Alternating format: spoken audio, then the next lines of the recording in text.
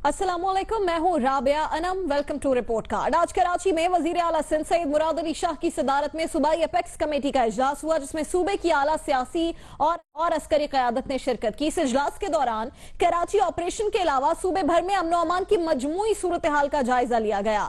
इजलास के दौरान DG rangers major general Bilal Akbar की जानिब से सूबे के शहरी इलाकों का एहसास महरूमी खत्म करने के लिए सूबे में राइज कोटा सिस्टम खत्म करने की तजवीज भी पेश की गई। डीजी रेंजर्स का कहना था कि सूबे के देही इलाकों का कोटा 60% जबकि शहरी कोटा 40% है। जराइम से बेजारी के लिए एहसास महरूमी को खत्म करना होगा। सिर्फ ऑपरेशन से ही पुरअमन सिंध का ख्वाब पूरा नहीं होगा। मुलाजमतों और तालीमी इदारों में मेरिट पर अमल करना होगा। जबकि दूसरी जानिब कोटा सिस्टम के हवाले से ही पीपल्स पार्टी के इंतहाई सीनियर रहनुमा सेनेटर सईद गनी की जानिब से एक ट्वीट में कहा गया है कि सूबाई हुकूमत का कोटा सिस्टम से कोई ताल्लुक नहीं है। ये आईनी इख्तियार था जो 2 साल पहले खत्म हो चुका है और इस वक्त कानूनी तौर पर सूबे में कोई कोटा सिस्टम मौजूद नहीं है। अब डीजी रेंजर्स की जानिब से सूबे में कोटा सिस्टम के खात्मे की तजवीज की रोशनी में ही रिपोर्ट कार्ड का पहला सवाल यह है कि कोटा सिस्टम ही सिंध में देही और शहरी इलाकों की दूरियों की बुनियादी है, हाँ या नहीं में इसका जवाब दिया जा सकता है।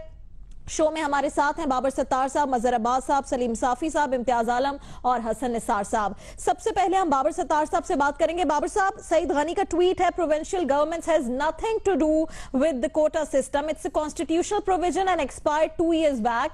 Today no quota system exist constitutionally. इस पर आप क्या बताएंगे? कॉन्स्टिट्यूशनली एग्जिस्ट नहीं करता तो फिर जो एड्स आते हैं, जो जॉब्स के हवाले से इश्तिहारात आते हैं, उसमें ये चीज किस तरह से आ रही है? राबिया, दोनों लोग ही ठीक बात कर रहे हैं। देखिए, एक लीगल सिचुएशन है और एक आपकी इनफॉर्मल प्रैक्टिकल सिचुएशन है। लीगल सिचुएशन ये है कि 27वीं आर्टिकल 27 जो है कॉन्स्टिट्यूशन का, वो ये जनरली कहता है कि आप डिस्क्रिमिनेट नहीं करेंगे, लेकिन शुरू में 10 साल रखे गए थे कि अगर किसी भी इलाके की रिप्रेजेंटेशन नहीं है तो आप वहां पे अफर्मेटिव एक्शन कर सकते हैं, यानी उन्हें अपनी पॉपुलेशन या जो उनकी रिक्वायरमेंट है उसके लिहाज से आप रिप्रेजेंटेशन दे सकते हैं। ये जो 10 साल थे फिर ये बढ़ते चले गए। 8वीं तरमीम में गालिबन 20 कर दिए, फिर 16वीं तरमीम ने 40 कर दिए, लेकिन वो 40 का पीरियड जो था वो भी 2013 में, जिस तरह सईद गनी साहब ने ट्वीट किया, एक्सपायर हो गया। उसके बाद एक 23वीं तरमीम प्रपोज हुई थी लेकिन वो अभी तक पास नहीं हुई कि इसे मजीद 20 साल के लिए बढ़ा दिया जाए। सो कानूनी आईनी तौर पे तो इस वक्त कोई कोटा नहीं है। जब ये कोटा था तो उस वक्त FPSC के तहत ये बने हुए थे कोटे, और जो पोजीशंस आती थी वो 60-40 के लिहाज से डिवाइड होती थी।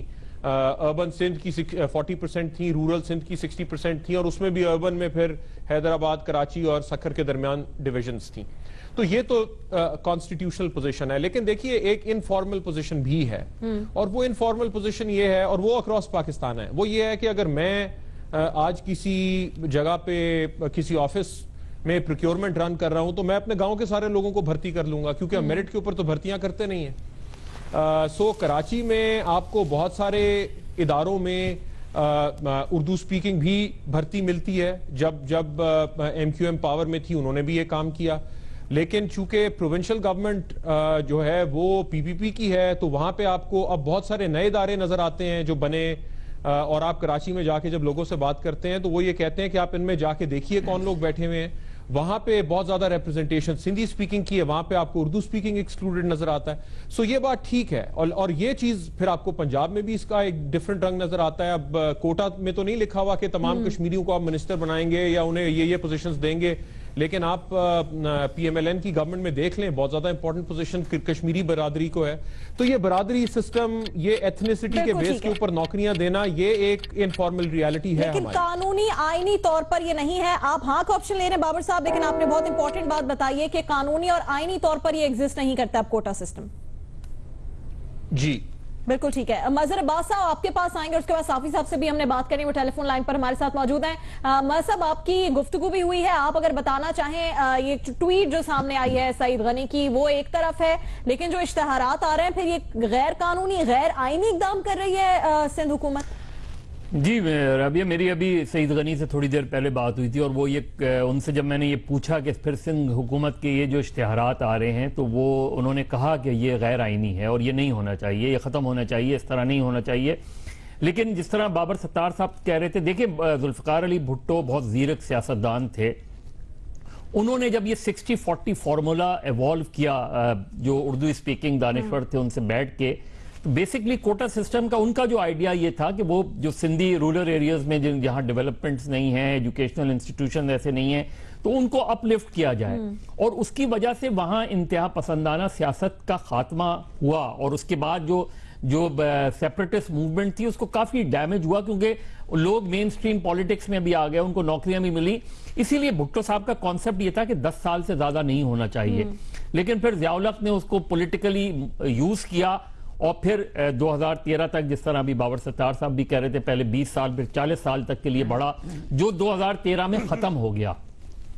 तो अब प्रैक्टिकली एग्जिस्ट नहीं करता। बेहतर तो यह है कि आप एक तो मेरिट सिस्टम इवॉल्व करें, दूसरा ये कि सिंध गवर्नमेंट जो पीपल्स पार्टी की भी रही है और मिलिट्री गवर्नमेंट्स भी रही हैं, उन्होंने रूरल एरियाज को डेवलप नहीं किया। आज भी रूरल एरियाज में वो डेवलपमेंट नहीं है जो होनी चाहिए, लेकिन इसकी जिम्मेदार पीपल्स पार्टी की भी गवर्नमेंट है और जो मुख्तलिफ हुकूमतें रहीं वो भी जिम्मेदार हैं। तो किसी ने तवज्जो ही नहीं दी रूरल एरियाज पे आज भी, और कोटा सिस्टम का भी मिस यूज होता रहा। यानी रहा तो वो रूरल एरियाज के लिए, लेकिन जो शहर में रहता था फ्यूडल, वो अपने बच्चों और रिश्तेदारों को उस डोमिसाइल पे एडमिशन देता था। तो एक रूरल अर्बन डिवाइड जो है वो शार्प होती चली गई, उसके पॉलिटिकल कॉन्सिक्वेंसेस भी आए।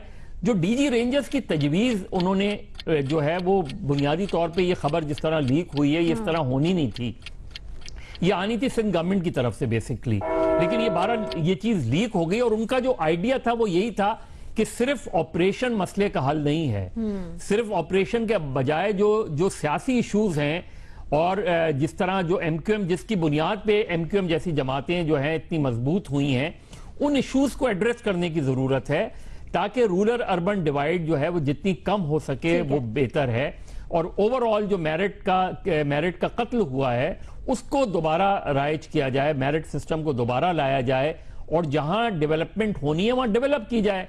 आप सिर्फ वहां डेवलपमेंट भी नहीं करते और पिछले 40 साल से आपने एक सिस्टम भी रखा हुआ है। आपने बहुत अच्छे से इसको डिफाइन किया, आप कह रहे हैं मिस यूज भी हुआ है कोटा सिस्टम। अब आप इस सवाल का क्या जवाब समझते हैं कि क्या वाकई दूरियों की बुनियादी वजह है ये कोटा सिस्टम, हाँ या नहीं? एक बड़ी वजह है, एक बड़ी वजह रही है ये। बिल्कुल ठीक है, आप हाँ का ऑप्शन ले रहे हैं। सलीम साफी साहब आपके पास आएंगे। आज जो डीजी रेंजर्स ने बात की है, साहब कह रहे हैं कि इस तरह से खबर लीक नहीं होनी थी, सिंध हुकूमत ने इस बारे में बात करनी थी। सिंध हुकूमत जिस तरह से ये एड्स आ रहे हैं, जो सारी बातें आ रही हैं, अब ये बात वाजे भी हुई है, हमने बाबर साहब से भी गुफ्तगू की, मल साहब से भी, कि गैर कानूनी गैर आईनी तौर पर ये एड्स अब तक आ रहे हैं, लेकिन मामला इसी तरह चलता जा रहा है। कितने इस तरह के मामला चल रहे होंगे? तो हमारी हुकूमतें क्यों स्लो हैं इस तरह की चीजों में पहले बढ़कर कोई स्टेप लेने में? अब तक वो स्लो दिखाई देती हैं बहुत। असल में हुकूमतें भी कोटा सिस्टम के तहत बनी है ना।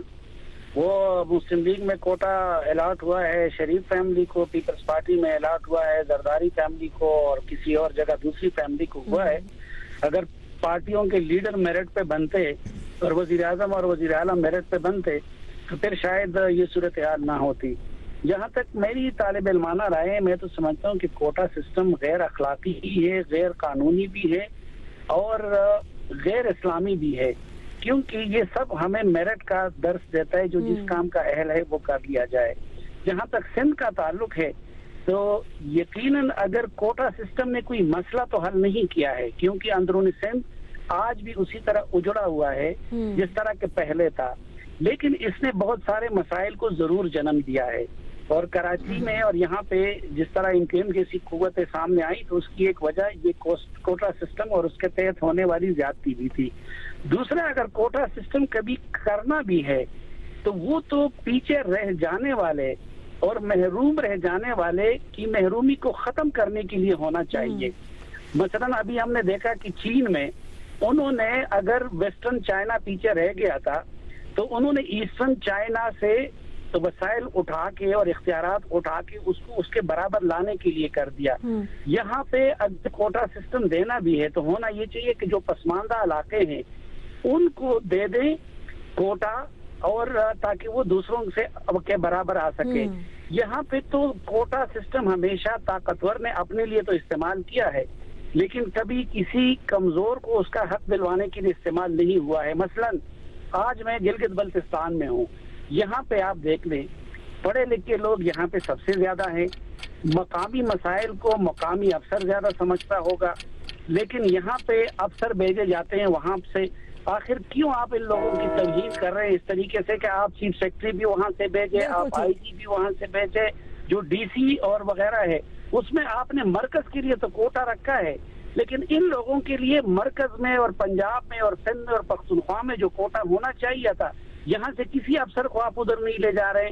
तो पाकिस्तान में तो हमने देखा है कि कोटा हमेशा जोरावर के लिए और उस तफरीक है उसको मजीद बढ़ाने के लिए इस्तेमाल किया जाता है।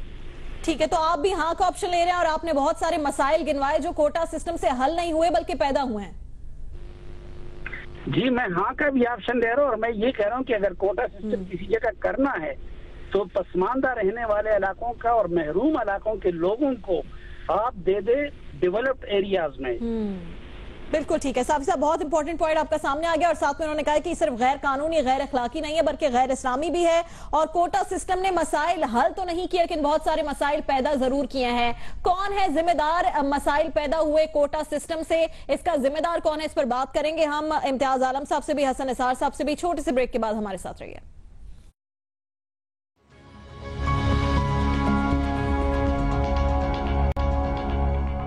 Welcome back to the program. इससे पहले कि हम अपने पहले सवाल पर डिस्कशन को कंटिन्यू करें, हमने कल जो है ट्विटर के हैंडल जियो रिपोर्ट कार्ड पर अपने कल के सवालात रखे और आपसे उस पर राय मांगी। हमारा पहला सवाल था तहरीक इंसाफ की सुप्रीम कोर्ट में पैनामा लीक्स इंक्वायरी की दरख्वास्त क्या सियासी चाल थी? 70% ने कहा है कि हाँ, 30% ने कहा है कि नहीं, सियासी चाल नहीं थी। हमारा दूसरा सवाल था कराची की खस्ता हाल सूरत हाल, क्या वसीम अख्तर के केस पर नजरसानी की जरूरत है? इस पर 41% ने कहा है कि हाँ, नजरसानी की जरूरत है, जबकि 59% ने नहीं का ऑप्शन लिया है। बढ़ेंगे अपने आज के पहले सवाल की जानिब दोबारा। कोटा सिस्टम ही क्या सिंध के देही और शहरी इलाकों में दूरियों की बुनियादी वजह है? अब तक 3 ऑप्शन जो लिए गए हैं वो हाँ के लिए गए हैं। बात करेंगे हसन निसार साहब से। हसन साहब, अगर ये गैर कानूनी है, गैर आईनी है, इसको माना भी जा रहा है, फिर भी डीजी रेंजर्स ने ही इस बात की निशानदेही की है, हुकूमत को ख्याल नहीं आया? देखें, मैं सिंध के हवाले से देही शहरी के बारे में चूंकि जानकारी नहीं रखता, मेरे पास फैक्ट शीट नहीं है, इस पे तो मैं बात नहीं करता, लेकिन ये गैर इंसानी है, गैर अखलाकी है और गैर उसूली है। मैं असलन जौहरन कोटा नहीं कंपटीशन के हक में हूँ। ये सपोर्ट की आड़ में दरअसल नाहली को प्रमोट करने के मुतरादिफ है या इसको और तरीके से मिसयूज किया जाता है और ये अल्टीमेटली खुद कोटा कम्युनिटी के खिलाफ जाता है, चूंकि मसल डेवलप होता है मज़ाहमत के खिलाफ। तो ऐसी कम्युनिटीज जो हैं उनका मसल ही डेवलप नहीं हो पाता, तो वो बिल्कुल एक माजूरों किसी वो कैफियत में चले जाते हैं। सो असूलन मैं समझता हूं कोटा सिंध को छोड़ें, आप कहीं भी कोटा नहीं, कंपीट करें, सर्वाइवल ऑफ द फिटेस्ट है, या खैरात तो नहीं बांटनी ना आपने। सो मैं असूलन इसके खिलाफ हूं। बिल्कुल ठीक है। क्या सिंध के हवाले से मेरे पास कोई फैक्ट शीट नहीं है। ठीक है, तो हम आपका कोई ऑप्शन मार्क ना करें या हम हाँ का ऑप्शन मार्क करें क्योंकि आपको लगता है कि गैर इखलाकी है, गैर इंसानी है? नहीं, मैं बिल्कुल कोटा के खिलाफ, बिल्कुल कोटा के खिलाफ है। इम्तियाज साहब, बिल्कुल नहीं, इम्तियाज साहब आपके पास आएंगे। बिल्कुल ठीक है, आपका अहम पॉइंट सामने आया। इम्तियाज साहब, क्या ये कहा जा रहा है अभी तक कि जी कोटा सिस्टम आया इसलिए कि सिंध, बलूचिस्तान और पख्तूनख्वा के लोग वफाकी और दूसरी नौकरियों से बाहर थे और हर तरफ उर्दू स्पीकिंग और महाजर और पंजाबी छाए हुए थे। इसीलिए हम देखते हैं कि पंजाबी और महाजर दानिश सरवरों में इसकी बड़ी मुखालफत है, क्योंकि ये ज़्यादा डेवलप्ड इलाके हैं, तो ये कहते हैं ख़त्म करो, मेरिट लाओ। पाकिस्तान एक वफाक है और कसीर कौमियती मुल्क है और उसमें वफाक में लोगों का हिस्सा नहीं होगा इकाइयों के, तो पाकिस्तान के वफाक कमज़ोर होता है। इसलिए आईनी भी है, वफाकी भी है, जमहूरी भी है और असूली भी है और अखलाकी भी है और चाहेंगी तो मैं कहूँगा इस्लामी भी है। ये अलग बहस है, ये बड़ा पुराना मामला है। ये जब अक़लियती सूबों के मुसलमानों ने कोटा सिस्टम का सबसे पहले मुतालबा किया और ये जो जुदागाना इंतखाबात हुए उसका फ़ायदा बंगाल, पंजाब और सिंध की कीमत पे मुस्लिम अक़लियती इलाकों के लोगों को मिला और तभी वहाँ पे 2 कौमी नज़रिया वजूद में भी आया और सिंध में भी 2 कौमी नज़रिया अल्ताफ़ भाई लेकर आए और ये नारा लगा कि महाजर सिंधी भाई भाई, धोती नस्वार कहाँ से आई। یہ بھی اس لیے لگا کہ تاکہ مہاجروں یہ جو 50-50 کا مطالبہ ہوتا ہے یا دو صوبے بنانے کا مطالبہ ہوتا ہے، یہ کیا ہے؟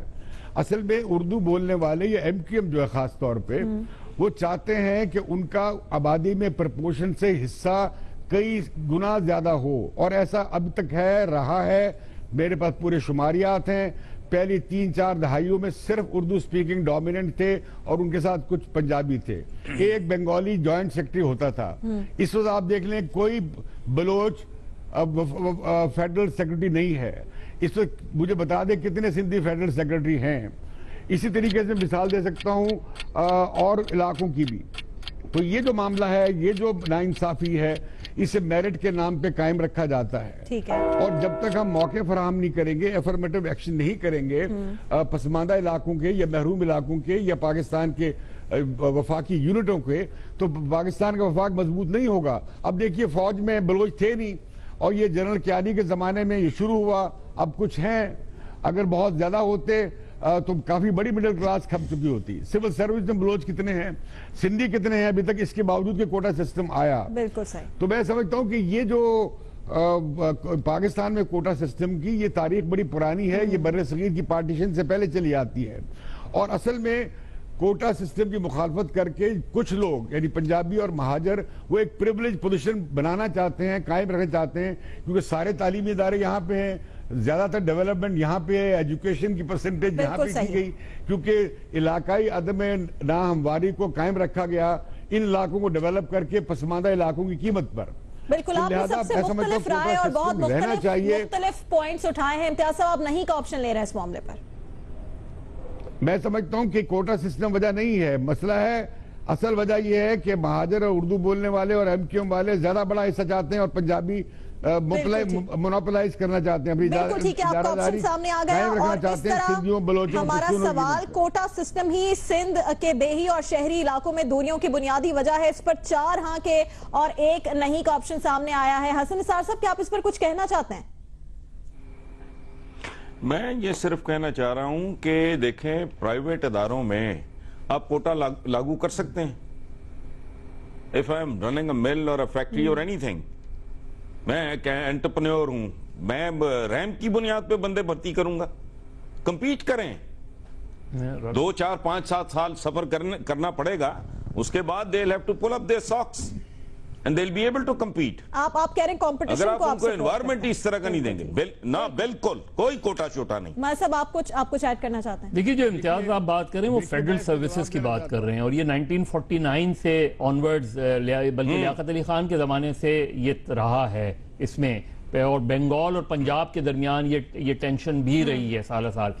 جو سندھ میں مزید بائفرکیٹ کیا گیا ہے اس سے پولیٹیکل وہ رہی ہے. اور اسی وجہ سے ذوالفقار علی بھٹو کا جو کانسیپٹ تھا وہ یہی تھا کہ رولر سندھ کو ڈیولپ کیا جائے. اب بدقسمتی سے 40 سال بعد آپ سوچیں کہ 40 سال بعد بھی اگر ڈیولپ نہیں کیا گیا تو کوٹا سسٹم بھلے آپ برقرار رکھیں، لیکن اس سوال کا کوئی جواب تو دے کہ ان 40 سالوں میں رولر سندھ کو کس نے ڈیولپ نہیں ہونے دیا. اگر یہ پوزیٹیو فریم کے ساتھ بنایا بھی گیا تھا تو اس کے بعد اس پر کام نہیں ہوا اس طرح سے. امتیاز صاحب بالکل ٹھیک ہے. امتیاز صاحب، سب کے پوائنٹ سامنے آ گئے. ہمارے پاس وقت کم ہے، بڑھیں گے دوسرے سوال کی جانب. اور دوسرا ہمارے رپورٹ کارڈ کا، ایشیا خصوصاً جنوبی ایشیا میں ایک نئی گریڈ گیم کا آغاز ہو گیا ہے. ایک طرف چین اور پاکستان کا $46 بلین کا سی پیک اور فوجی تعاون ہے، تو دوسری طرف بھارت، افغانستان اور ایران کا چابہار میں ڈیرا ہے. تیسری طرف بھارت اور امریکہ کے درمیان فوجی تنصیبات استعمال کرنے کا تاریخی معاہدہ ہو رہا ہے. امریکی وزیر خارجہ جان کیری بھی اس وقت دہلی میں ہے. سشما سوراج سے ملاقاتیں ہو رہی ہیں، تعلقات کو مزید وسعت دینے میں مصروف ہیں.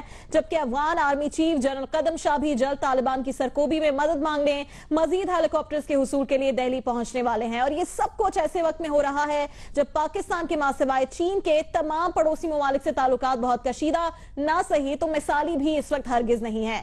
سوال یہ ہے کہ پاکستان کہاں کھڑا ہے؟ کیا خطے میں طوفانی تبدیلیوں سے ہم हम आहंग करने के लिए हमारी सम दुरुस्त है? इसी पर आज का रिपोर्ट कार्ड का दूसरा सवाल यह है, खित्ते में बनते नए इत्तेहाद पाकिस्तान के लिए क्या फायदेमंद होंगे या फिर नुकसानदेह? फायदेमंद या नुकसानदेह के दो ऑप्शंस हैं जिस पर बात कर सकते हैं। सबसे पहले हसन निसार साहब, हमारे यहाँ ये बड़ा एक आम कॉन्सेप्ट है और इस पर हम हमेशा बात करते हैं, हमारी आवाम को भी लगता है कि हमने अमेरिका के लिए बहुत कुर्बानियां दी हैं, जंगें लड़ी हैं तो अमेरिका के लिए, जानों की कुर्बानी दी है तो अमेरिका के लिए, इसलिए अमेरिका को हमारा दोस्त होना चाहिए और किसी का दोस्त नहीं होना चाहिए।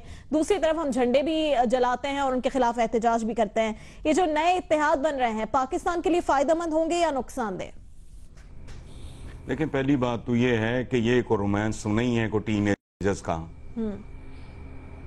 ये दो मुल्कों के मामलात हैं, जो आपने किया है अपनी मर्जी से किया है। वो भी कहता था ज़ियाउल हक पीनट्स हैं। जरा खैरात का अंदाजा तो लगाओ ना। डिफरेंट हेड्स में 1947-51 वो लियाकत अली खान के फौरन बाद से लेके अब तक कैलकुलेट तो करो। इसमें तो इस साइज का मुल्क खरीदा जा सकता है जितनी उन्होंने मदद की है आपकी। इस तरह नहीं होता मामला। दूसरी बात यह है कि आपने कहा कि ये जो नई तब्दीलियां, भाई कुछ भी नया नहीं है। One could see everything was there in the pipeline. एक बात। दूसरी बात यह है कि अगर आपका झुकाव आउट ऑफ द वे अगर खास समत में जा रहा है तो दूसरों का असल प्रॉब्लम थोड़ा हमारा और है। बज़ाहिर मामलात हौसला अफजा नहीं है और ये टू वे है। हम जो हरीफ हैं या दूसरी कुव्वतें हैं, हम उनसे ज्यादा रिस्पॉन्सिबल हैं। इत्तेहाद, ये जो इस तरह के मामलात ये चलते रहते हैं, ये सानवी है। असल बात ये है कि खुद आप अपने साथ क्या कर रहे हैं। अभी रिसेंटली यूएनडीपी के एक साबिक डायरेक्टर ने ये कहा है, बड़ा तफसीली इंटरव्यू है, कि पाकिस्तान की अशराफिया इंतहाई खुदगर्ज है, मुल्क को लूटती है, खाती है, पार्टीज करते हैं वेस्ट में, जायदादें खरीदती हैं दुबई में, and so on so fourth. और उसने इसको कंक्लूड ये कहते हुए किया है कि पाकिस्तान की अशराफिया को यह फैसला करना होगा कि उन्हें यह मुल्क चाहिए भी कि नहीं। और हसन साहब, ये बात 3 साल से मेरा तकिया, मेरी बात सवाल इसका, हसन साहब आपको क्या लगता है कि पाकिस्तान जो अलाय रहा है अमेरिका के साथ, एक सबके लिए बात क्लियर करें, आपको लगता है वो फायदेमंद रहा है पाकिस्तान के लिए या नहीं रहा? ये फायदा और नफे के पलड़े में तोलना मेरे लिए तो कम से कम मुमकिन नहीं है। हेनरी किसिंजर की किताब है कि जब वो ईस्ट पाकिस्तान से फारिग होके इंदिरा गांधी की तोपों का रुख किसी और तरफ जा रहा था तो किसने उनको शटअप कॉल दी। सो ये फायदे नुकसान ये इस तरह नहीं होता। ये आपको जो जब आपके बारे में था आपने किया है, आप भी बहुत कुछ करते रहे हैं। सो एक तरफा फैसले मत करें, अपने घर को ठीक करें। और ये जो बात यूएनडीपी के डायरेक्टर ने की है, ये मैं मुसलसल एक तकिया कलाम बन गया मेरा कि पाकिस्तानियों को इंतखाब करना होगा कि उनको चंद खानदान चाहिए या पाकिस्तान चाहिए। ये उसने एक और तरीके से बयान किया है कि इस मुल्क की अशराफिया को यह सोचना होगा कि उन्हें मुल्क की जरूरत भी है कि नहीं। The way they are fleecing this country. So अपना घर हमारा सीधा है नहीं, ना हमारी सोच सीधी है, ना हमारे अमाल सीधे हैं, ना हमारी कोई डायरेक्शन है।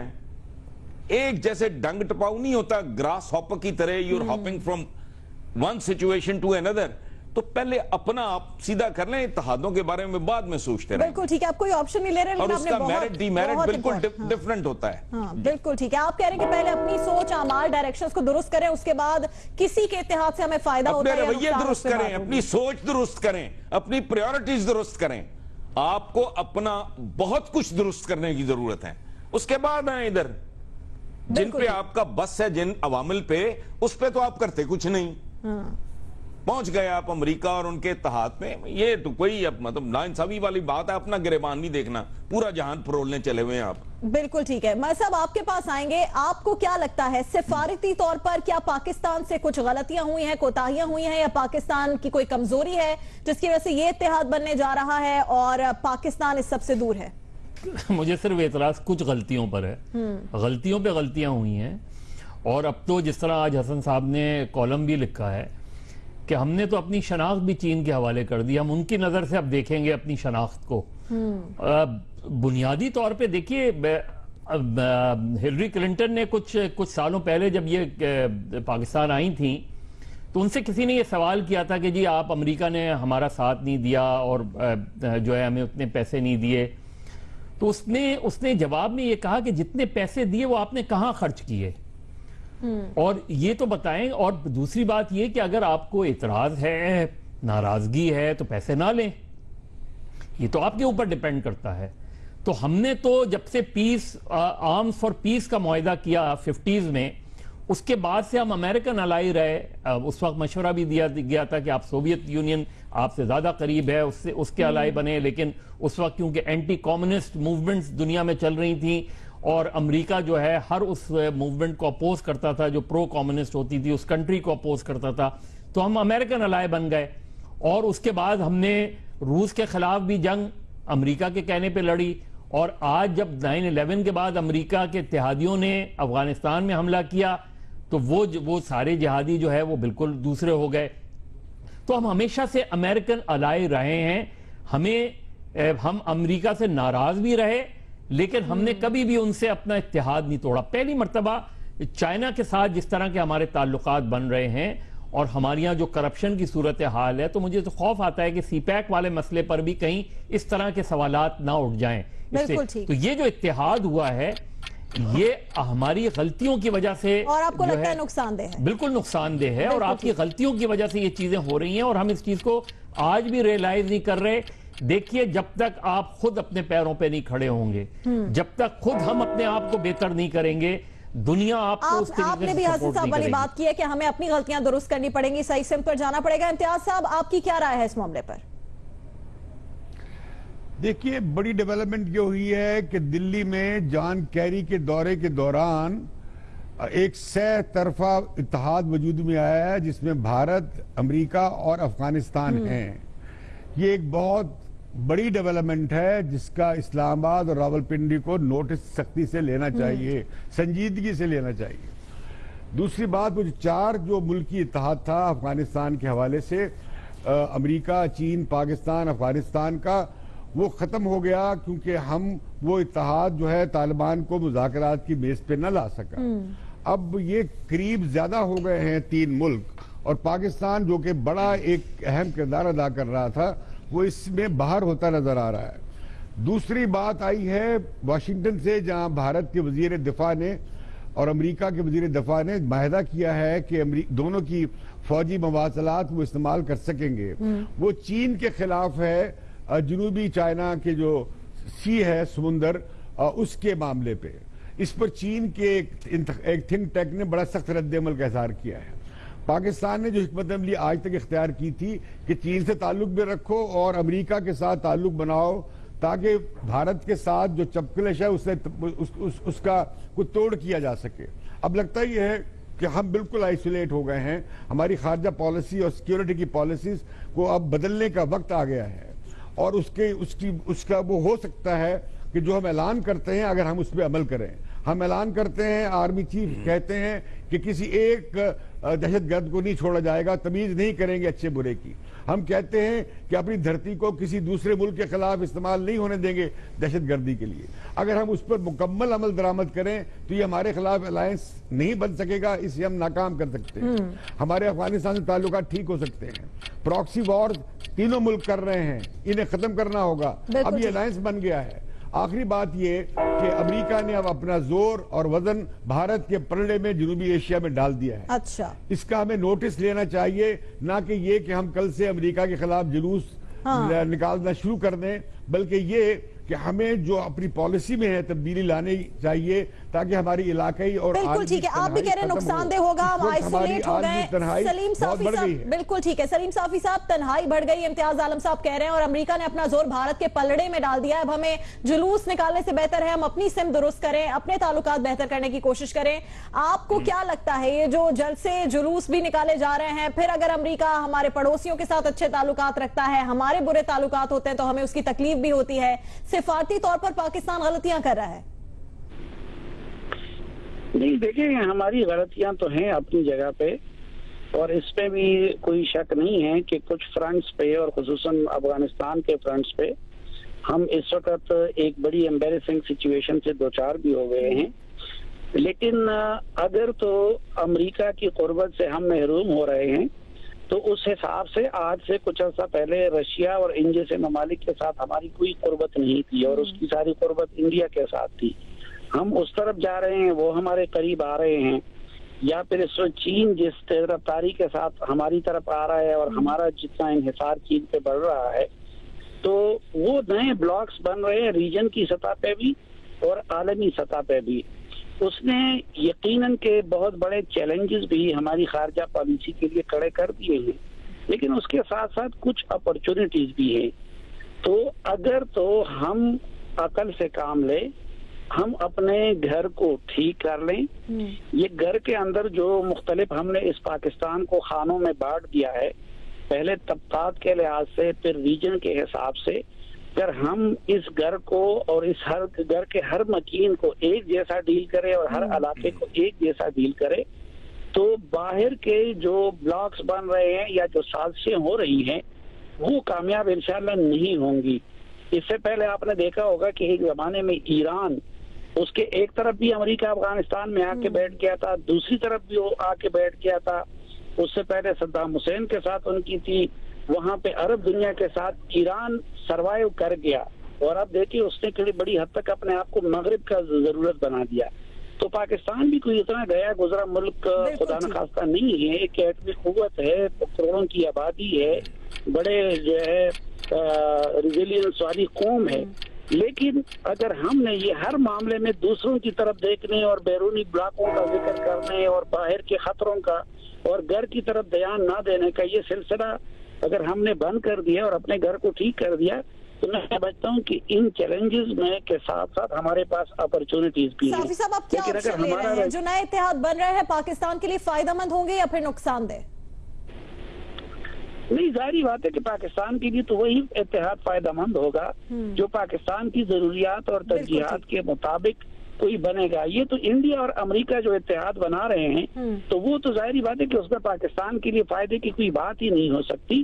لیکن میں سمجھتا ہوں کہ ہم ابھی بھی ایسا نہیں ہے کہ امریکہ کے لیے ہم بالکل وہ بیکار بن چکے ہیں.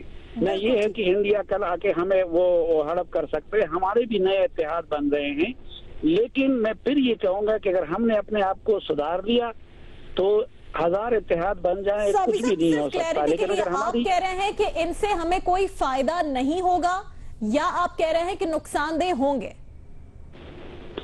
ظاہری بات ہے کہ دو دیکھیں، ایک تو امریکہ کے ساتھ ہمارا ایک ہائٹ ریلیشن رہا ہے اور پھر کبھی ہاسٹیلٹی کبھی دوستی. ایک تو امریکہ کے ساتھ ہم ہاسٹیلٹی کے دور میں داخل ہو چکے ہیں.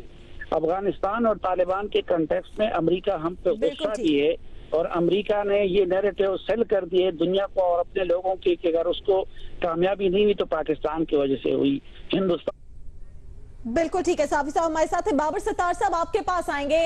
جو آئسولیشن کی بات کی جا رہی ہے، کیا آپ کو لگتا ہے جو ہمارا انحصار چین پر بڑھ رہا ہے اس کی وجہ سے ہم اس آئسولیشن کو اگنور کر رہے ہیں؟ کیا فائدہ مند ہوگا یا نقصان دہ جو خطے میں نئے اتحاد بن رہے ہیں؟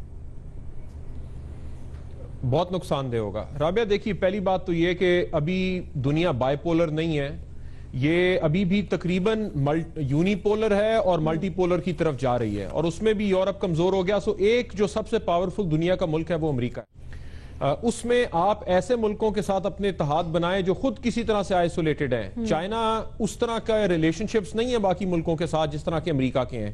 سو یہ کہنا کہ پہلے ہم امریکہ کے ساتھ ہیں اب ہم چائنا کے ساتھ ہیں، یہ برابری والی بات نہیں ہے، پہلی بات. دوسری بات یہ ہے کہ ہمیں بڑا ریئلسٹکلی یہ سوچنا ہے کہ ہمارا وزن کتنا ہے. آپ اگر مڈل ویٹ کے کھلاڑی ہیں تو آپ ہیوی ویٹ کے اندر جا کے کشتی کرنے کی کوشش نہیں کرتے، اور اگر کریں گے تو وہ آپ کے لیے نقصان دہ ہوگا.